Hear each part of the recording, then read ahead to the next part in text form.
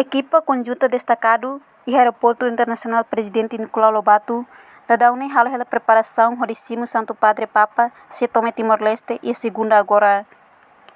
Ter observação jornalista Timor-Post sábado ne e a fato refere a equipa conjunta halo a simulação o ensam belíssimo visita Papa o dia que bem ira tomai. Além de ne, o Aeroporto Internacional feita mos bandeira EDTL o bandeira Vaticano niang nebe halo fura que o ambiente e Aeroporto Internacional Presidente Nicolau Lobato Comoro dili. Portanto, ter agenda Papa se toma em Timor-Leste e halo ancia fulan setembro tineng ringruro no sinhat e horas tukurua 5 minutos sanulo to Aeroporto Internacional nebe sesimo direto o líder da Igreja Católica hamuto com a líder nação EDTL. No Santo Padre Papa se rela em Timor-Leste durante Lorontolo e Lorencia tolerança no seguinte fulan setembro ne. Reportagem Senhorinha Pereira, Televisão Timor-Post. Janela informação ba emogoto. Atua tem informação atual dia clio.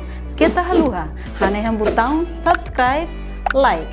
Halo comentário no fahe tutang ba media sosial hotu.